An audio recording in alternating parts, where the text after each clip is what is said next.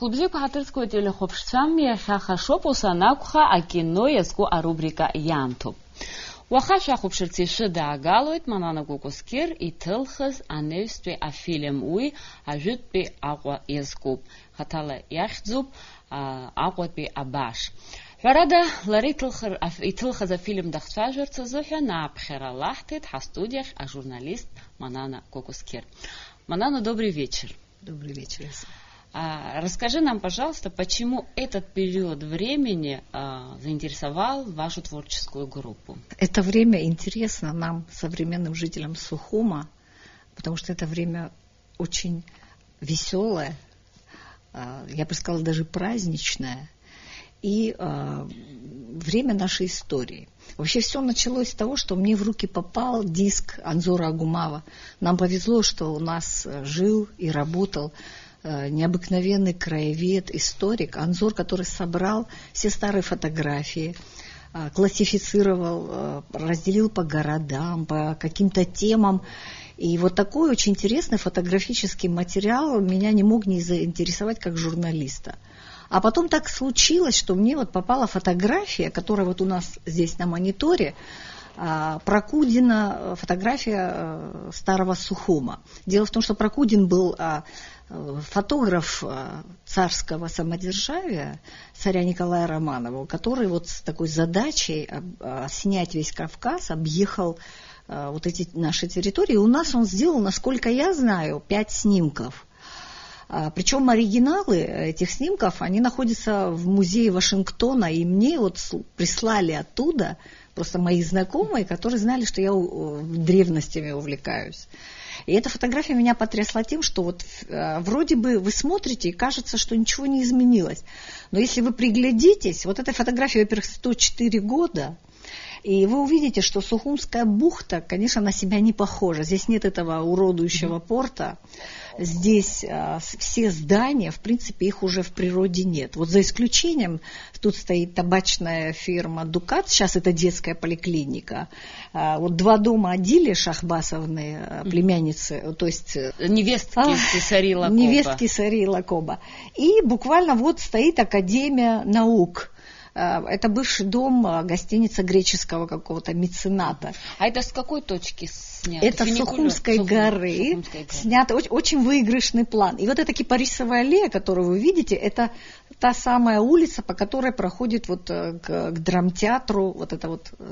То есть совершенно другие ориентиры, но что-то осталось. И, конечно, эта фотография меня не могла не заинтересовать, потому что это первая цветная фотография, и она вот, как мне кажется, как никакая другая, доносит вот это вот очарование старого города. Ну а потом мне попала в руки кинохроника. Московский один режиссер, значит, мне подарил диск, на который вся кинохроника Абхазии. То есть там 35-е, 46-е, 50-е. Ну, одним словом, вот когда такой благодатный материал попался, Эсма, я, конечно, подумала, что из этого что-то можно придумать. И вот так получилось 12 вообще-то сценариев. Но реализовано пока только 4 фильма.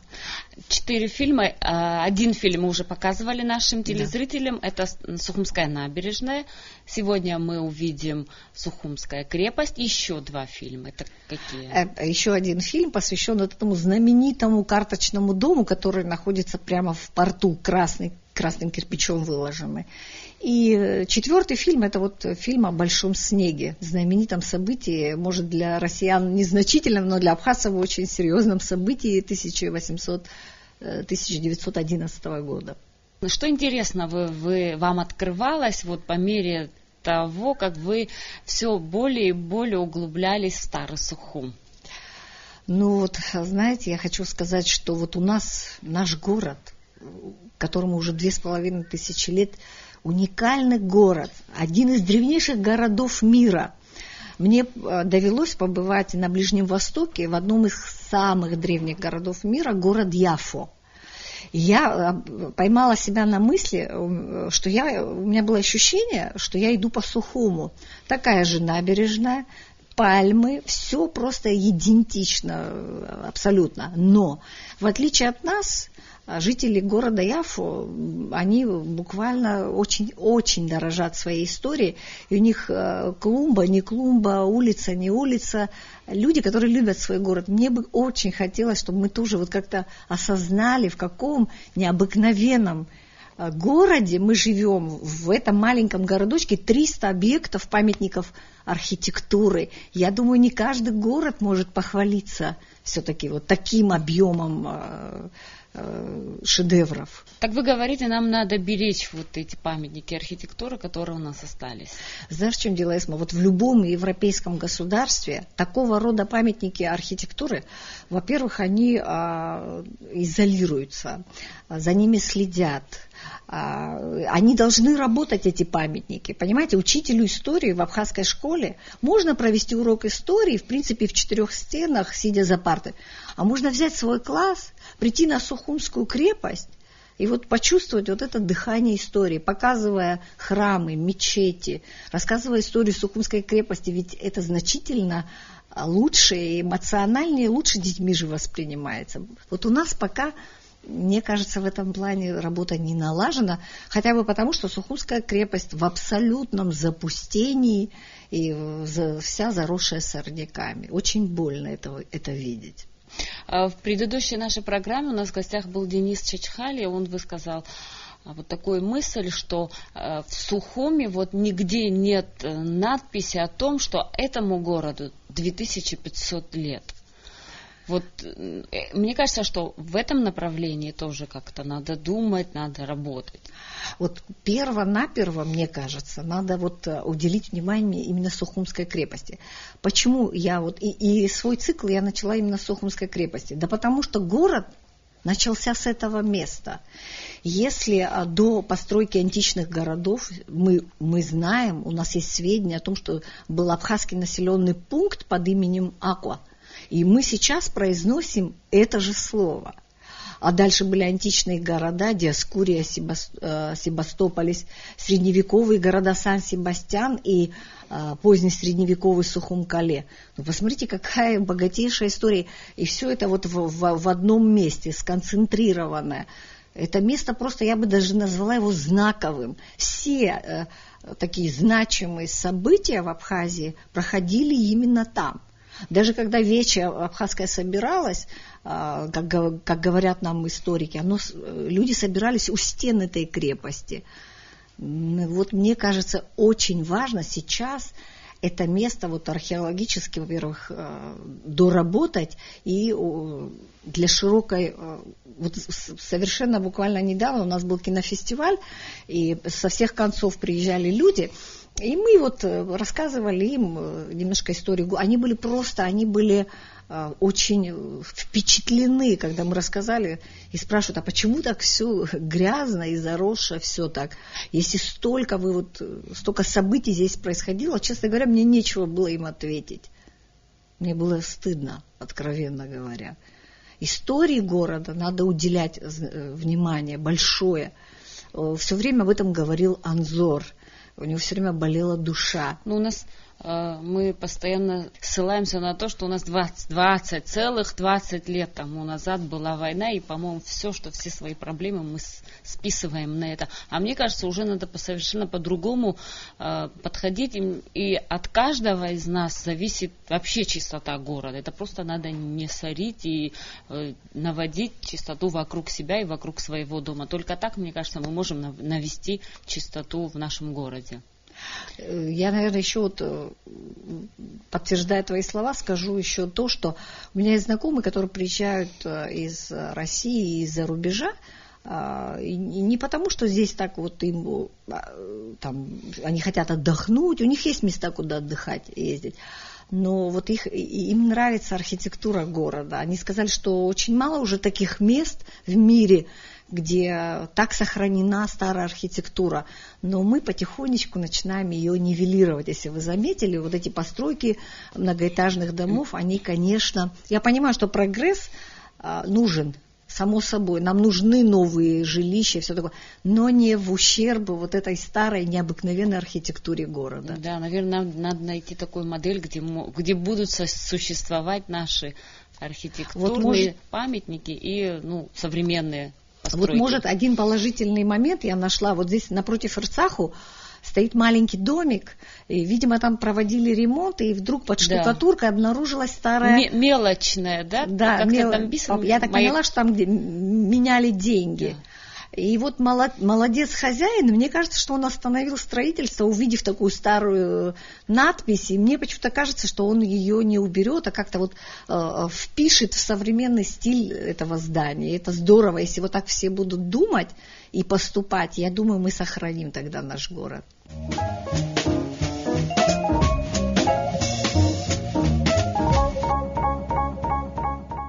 Мне кажется, что вот те режиссеры, журналисты, которые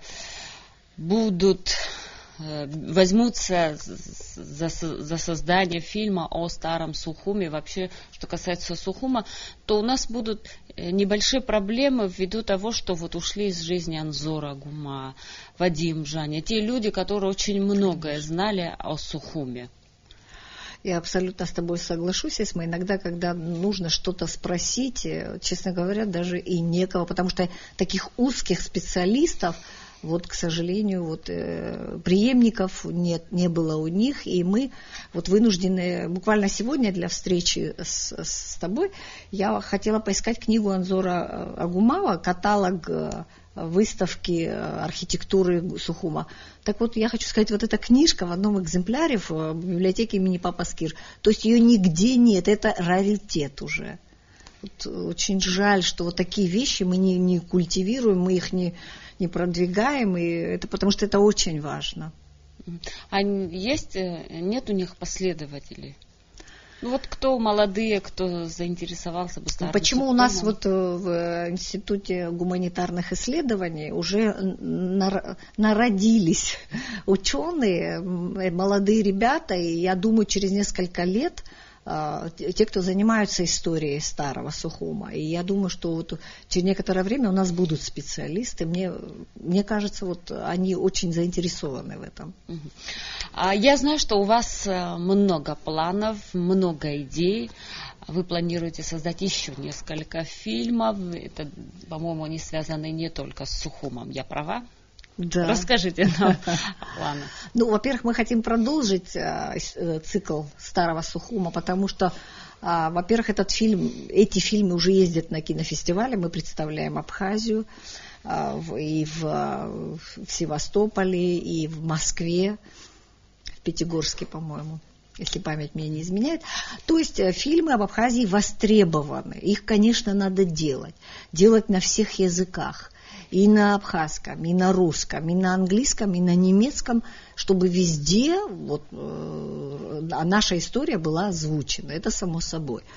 Что касается цикла старого Сухума, Эсма, ты сама видишь, у нас так много есть о чем. В принципе, мы стоим в начале этой истории. У нас есть еще великолепная вилла Алоизи, у нас есть эти роскошные виллы, выстроенные в стиле модерн, в стиле шале.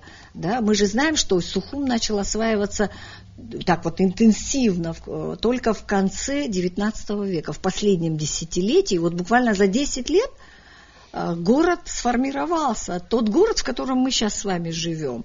Это были греческие колонисты, греки, нувориши, это были русская интеллигенция. И здесь такой разноплановый такой стиль, и модерн, и барокко, и одним словом, тут смешение стилем, но вот в этом как раз его очарование этого города. И еще он, наверное, уникален тем, что здесь всегда происходил такой стык двух культур. Культура горцев и культура завоевателей, греков, там, римлян и так далее. Вот это вот смешение породило такую, я считаю, такой уникальный сплав, который выразился и в частности, и в архитектуре тоже. Но помимо старого Сухума, мы планируем, конечно, снимать и фильмы просто о замечательных людях. А у нас в Абхазии их очень много. Делать такие, может быть, не совсем стандартные, надо продумывать, как это делать. Одним словом, поле деятельности большое. Непочатый край. Да. Спасибо большое, спасибо. Я думаю, мы еще не раз встретимся в этой студии. Спасибо большое. Ҳаҭырсқәа телехәаԥшцәа уажәы ишәыдаагалоит ажурналистцәа Манана Кукускири, Давид Аҩӡбеи иҭырхыз ажәытәтәи Аҟәа иазку афильм.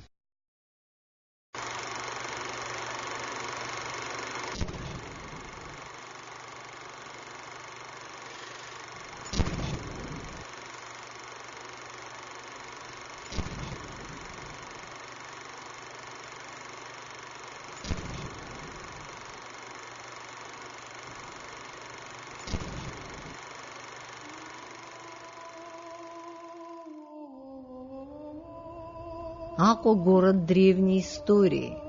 Предки абхазов были осколками тех великих очагов древней культуры Ближнего Востока, откуда потом европейцы брали ее, создавая свою цивилизацию, утверждал академик Мар.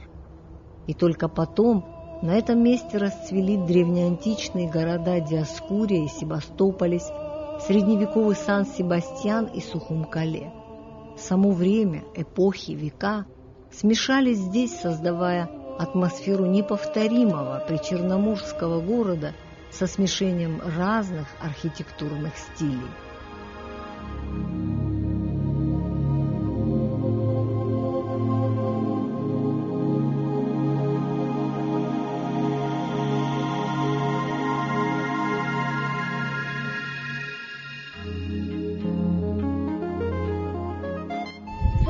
Крепость – знаковое место для абхазов. На ее территории было найдено немало письменных источников древности. В 1896 году во время строительных работ на Сухумской набережной был найден камень с надписью, глубоко врезанный в стену.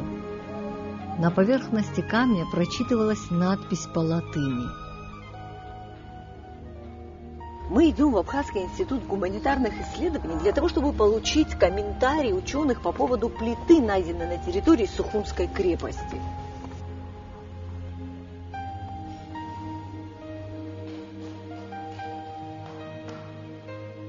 На территории Сухумской крепости был найден вот этот фрагмент камня. Как ученый, археолог, прокомментируйте нам, что здесь написано и как бы вы датировали.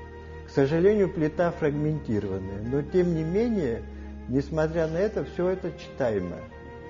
Состоит она из 3 строк, написана на латинском языке. Первая строка – это, значит, неполное имя Адриана, но оно читается, Хадр, почти. Перфла – это, значит, обозначает, что был проведен какой-то акт через Флавия Ариана. Акт императора Адриана, который проведен через Флавия Ариана. А вот что такое это лег? Лег это может обозначать его должность, легатус, легат такая должность была в империи, или же легионис, то есть легион, которому принадлежал Флавий Ариан. А он мог принадлежать либо к легиону молниеносному, либо Аполлонову, которые они дислоцировались как раз в Восточном Причерноморье, в том числе и Абхазии. Это действительно уникальный случай, когда исторический факт подтверждает какой-то письменный источник. А по письменным источникам самого Флавия Ариана мы знаем, то есть даже у нас в истории написано Абхазии и в других историях, что в 137 году по заданию императора Адриана Флавий Ариан, видимо, чиновник, его там написано, совершал инспекционную поездку по всему Восточному Причерноморью, и в частности он попал в Севастополь. Он был в Трапезунде, Апсаре, Фазисе и вот в Севастополисе. И в некоторых местах он оставлял и надписи даже. Вот в данном случае он оставил надпись, свою визитную карточку.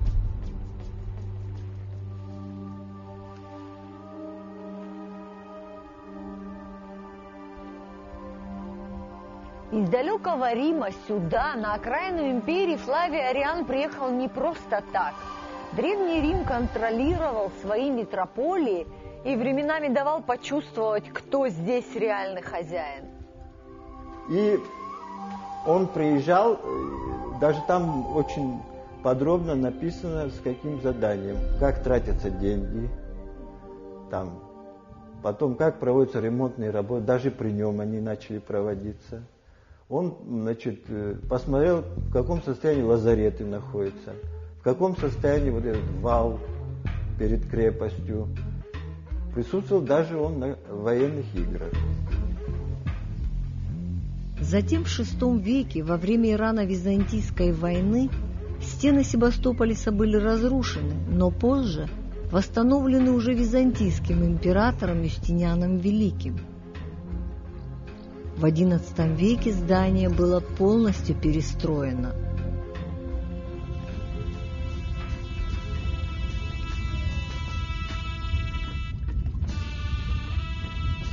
В 1454 году турки впервые высадились в районе Сухумской бухты, а в 1724 году на развалинах римской крепости было построено мощное укрепление под названием Сухум-Кале.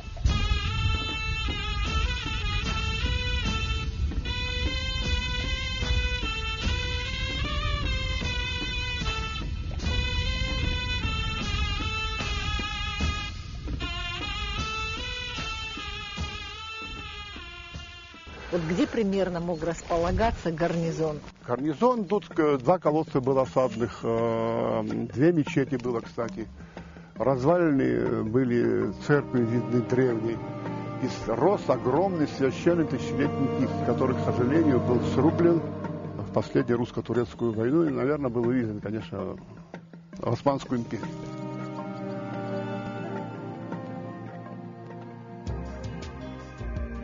Крепость имела четырехугольную форму с бастионами по углам, предназначенными для обстрела вдоль стены.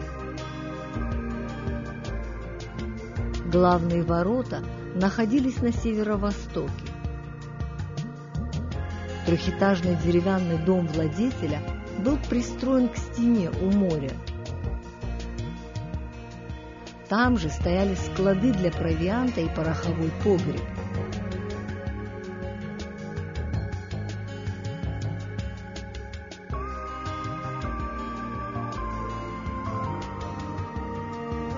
Крепость была окружена с 3 сторон большим рвом, заполненным водой. От реки Басла была вырыта турецкая канава шириной до 5 метров. Маленькие лодки-филюги с моря заходили в реку, а затем по турецкой канаве подплывали прямо к крепости. Этим способом передвижения долго пользовались жители крепости.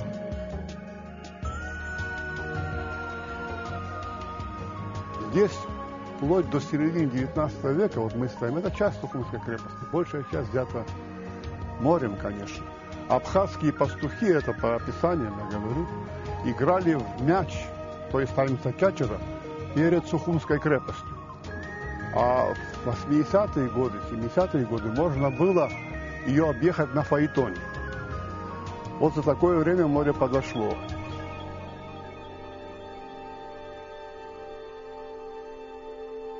Действительно, грозный бастион, защищавший город от неприятеля во все времена, не мог быть такой маленький, как сейчас.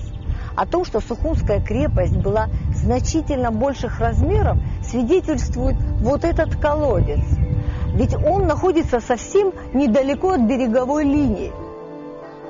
Но древние строители никогда бы не построили колодец с питьевой водой так близко к морю. Скорее всего, вначале он был вырыт в самом центре бастиона. Историки утверждают, что Сухумская крепость простиралась до рыбацких сетей в море. Присутствие колодца здесь говорит о том, что Сухумская крепость была значительно больше того, что сейчас видит современный житель. Сухумская крепость имеет определенные размеры. А колодцев здесь 8 штук пока найдено. В Сухумской крепости, значит, в основном присутствуют слои ранней античности, поздней античности. Под асфальтом здесь очень много разных строений. Глубоко метра за 3 здесь идут стены разные.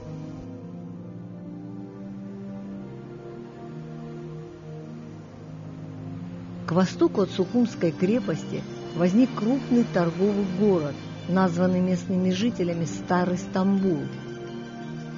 Это было время резкого упадка культуры и экономики края, процветала работорговля.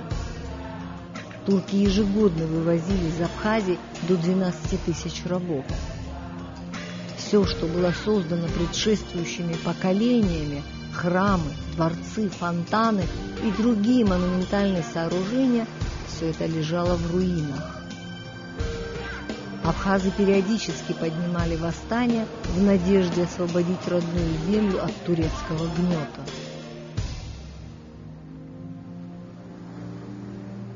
Но еще известно о том, что исследователи на территории Сухумской крепости нашли и остатки христианских храмов.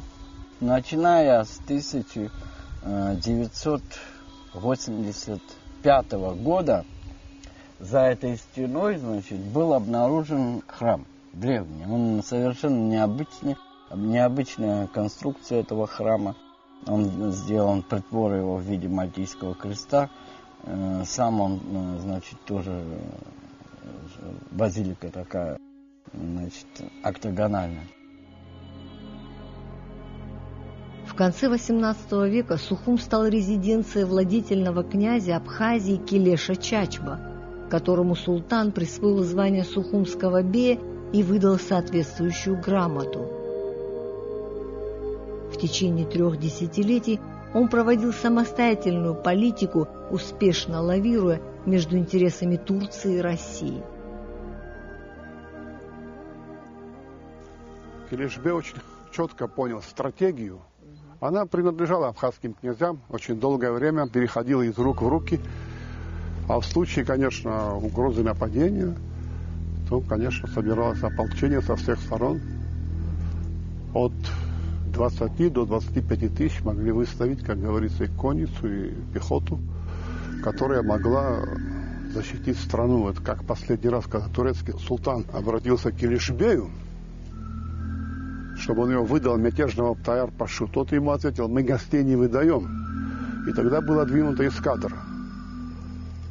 Ну, Келешбей Чачба, он собрал ополчение, 25 тысяч конниц, вот так было построено полукольцом по побережью. Они вытащили клинки, и клинки, сверкая на воздухе, ждали незваных гостей. Это было очень впечатляюще, и, как говорится, психической атаки турки не выдержали, и они вынуждены были ретироваться ни с чем.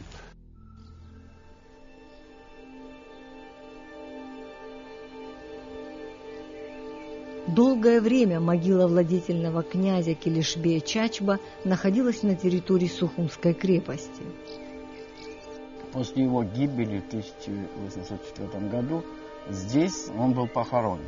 Вот карта 1828 года – это первый такой источник, где обозначена эта могила, вот, крестиком обозначена. Вот. В начале 20 века эту могилу украсили, значит, ее оформили таким образом. Здесь написано Келеш Ахмед, князь Ширвашидзе. Ну, на старославянском написано. Вот было. В 30-х годах эту могилу, значит, саму могилу, надгробие само разбили. После 1937 года. Значит, борьба была такая с князьями. Вот на фото разбитое надгробие Келешбея. В 1960 году здесь собирались делать теннисный корт. Но по словам Бачгура Иснатовича Сагари, он мне говорил, что все-таки наверняка кости Келешбея похоронены там за стеной. Значит, все-таки существует версия о том, что кости владетеля находятся вот здесь за оградой. Да? Да, такое предположение.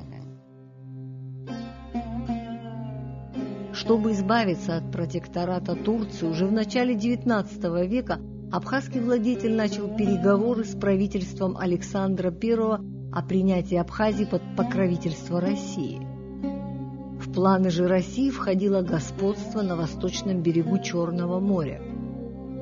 русский царь послал военно-морскую эскадру под командованием капитана Дотта. Русские войска выбили турков из Сухумской крепости, а в бухте потопили 7 турецких судов.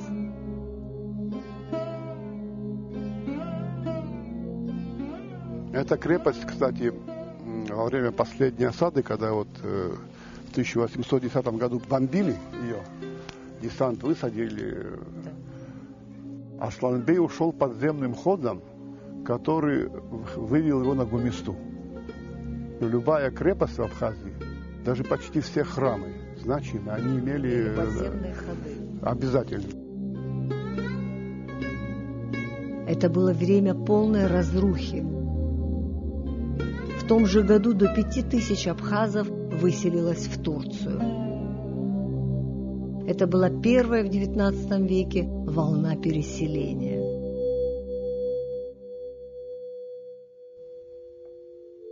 Именно в это время Абхазию посещает французский ученый и путешественник Фредерик Дюбуа де Монпере. В своей книге «Путешествие вокруг Кавказа» он писал: в Сухуме нет ничего, кроме следов домов и улиц, заросших колючим кустарником и высокой травой. Мананочка, эта книга самая старая в нашей библиотеке, которая говорит о истории Абхазии. Ценнейшая книжка, которой пользуются очень многие ученые, приезжают, фотографируют. Вот этот атлас. Это карта Абхазии, да, вот зарисована. Написано Сухум-Кале, Гагра, Гагринский храм. Храм разрушенный, да, Лахна.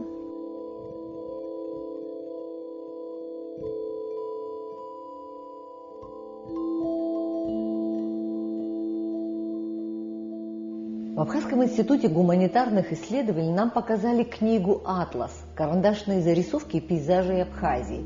Таким увидел Сухум в 1833 году Дюбуа де Монпере. Это было время, когда фотоаппарат еще не был изобретен, и потому эти карандашные зарисовки ценны тем, что абсолютно точно доносят до нас прибрежные очертания старого города. И еще, что очень важно, французский путешественник составил карту Абхазии. Вскоре Сухум стал меняться в лучшую сторону. Здесь осушали болото, и началось кое-где строительство. В ту пору Черноморской береговой линией командовал генерал Раевский. Начала развиваться торговля, установилось регулярное сообщение по морю с Керчью, а позднее с Одессой и другими городами. Сухумская крепость в свое время была разделена пополам. Восточную часть занимал инженерное управление, то есть инженерные войска, артиллерия и так далее. А западную часть крепости занимала тюрьма.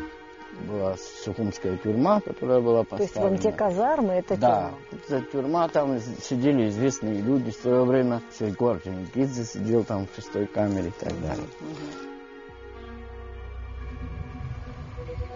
Посетивший Сухум в 1853 году русский писатель Сологуб отмечал, что главным недостатком города был нездоровый лихорадочный климат, от которого страдали почти все его жители. Хинин был первой потребностью горожан.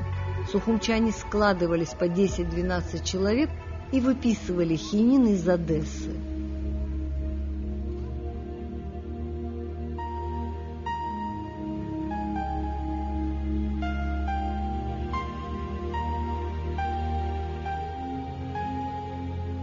Значительно позже, уже в советское время, Сухум засадили эвкалиптами. Эти природные насосы высушили землю и победили малярию в крае. И свидетель этому вот этот прибрежный 100-летний эвкалипт.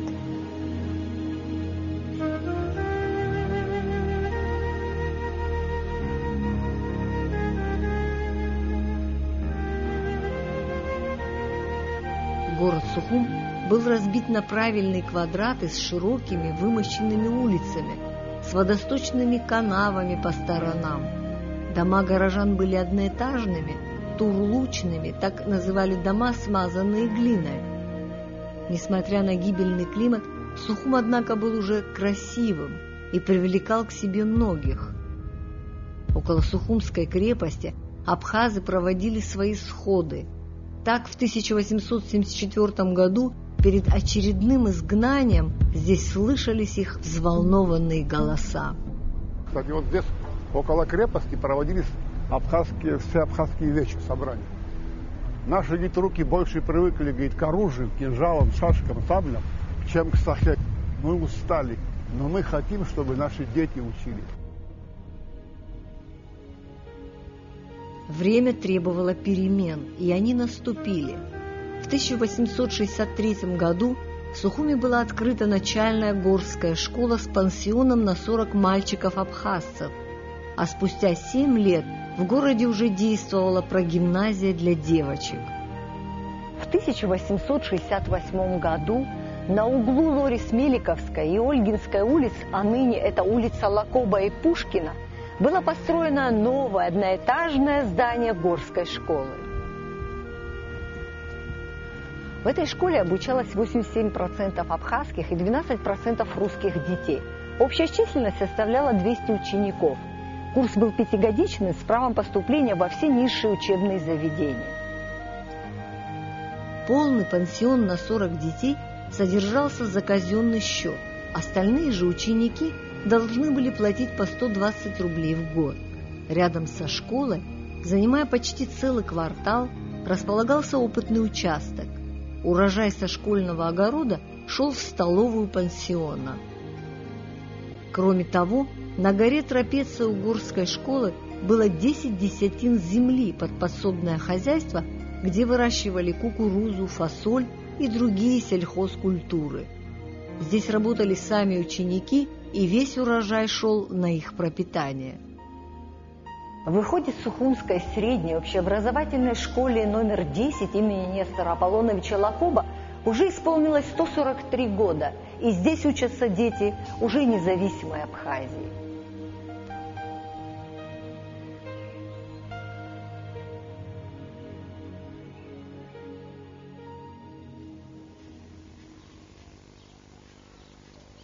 Во время Крымской войны в Сухумской крепости размещались артиллерийский гарнизон, комендантское управление, старая церковь и дома для офицеров. Однако самые трагические события здесь произошли значительно позже, во время русско-турецкой войны. В мае 1877 года турецкая военная эскадра в составе 4 броненосцев подошла к Сухумской бухте и выпустила 150 снарядов. А затем в город вступили турецкие отряды. Среди них были и абхазские махаджиры, вернувшиеся на свою родину. Русские войска под командованием генерала Кравченко без боя сдали Сухум и отступили в сторону гор. 19 августа турки сожгли город и вырубили в нем все деревья. Уцелело лишь несколько домов. А при отступлении турецкие войска разграбили город, похитив исторические ценности Сухумской крепости. Так они увезли с собой мраморный, богато орнаментированный памятник с надписью. Турки поклялись, что снова вернутся в Сухум и поставят памятник на прежнее место, но завоеватели больше не ступили на абхазскую землю.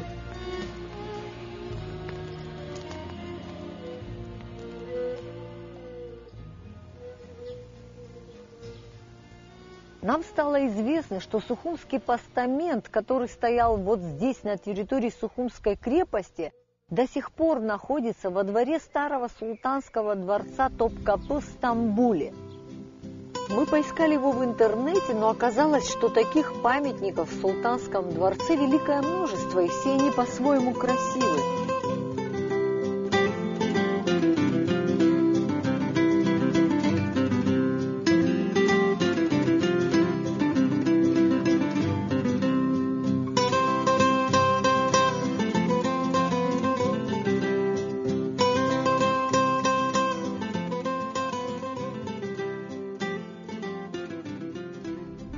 Однако нам повезло, и мы разыскали абхазский памятник.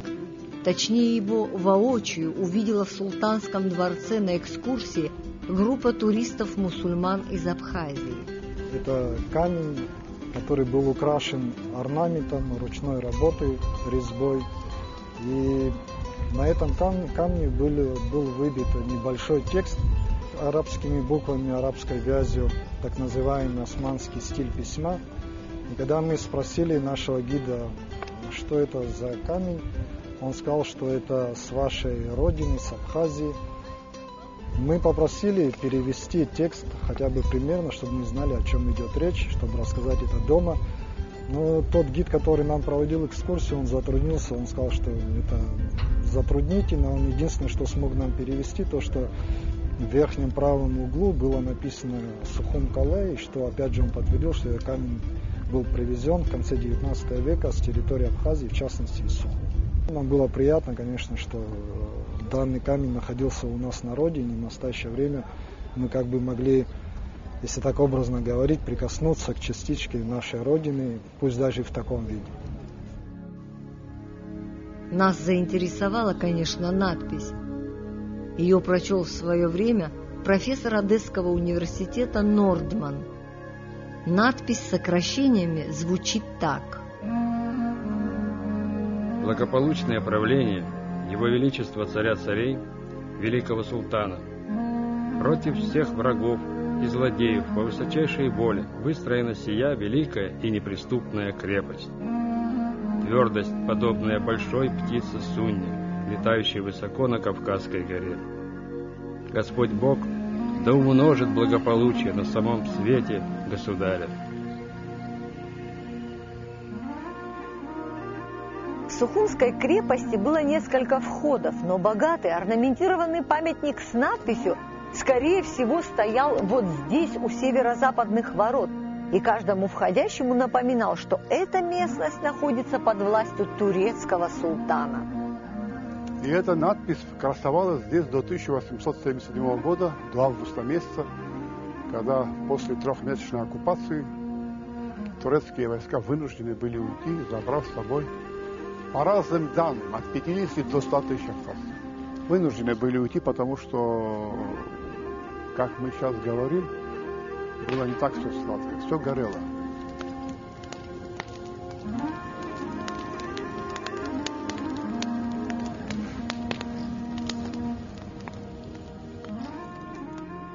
Так закончилось 300-летнее господство султанской Турции в Абхазии. Однако в эту последнюю русско-турецкую войну некоторая часть абхазского населения приняла участие в боях против русских, и после победы русской армии абхазцы были объявлены виновным населением.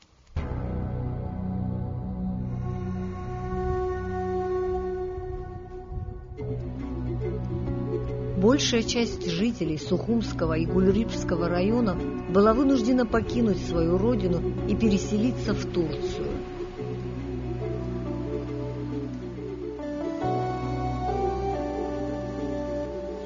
Это была очередная волна махаджиров-переселенцев. Множество сел опустело, а Сухум и его окрестности обезлюдили. Оставшимся жителям, как виновному населению по приказу русского военного командования, запрещалось жить ближе 1 версты от берега моря.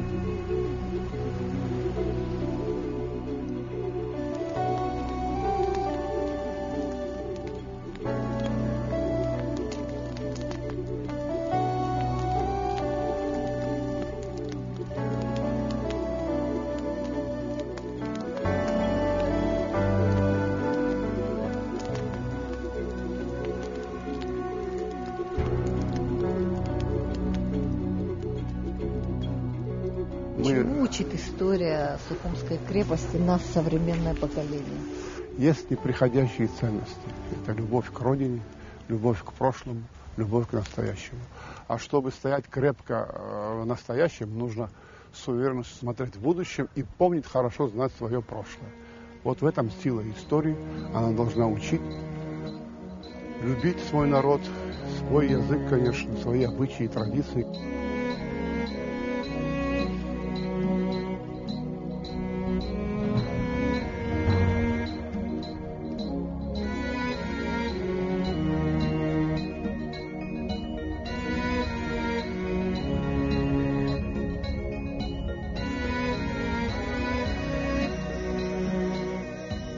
1877 году в Сухуме оставалось всего 210 жителей и несколько уцелевших домов.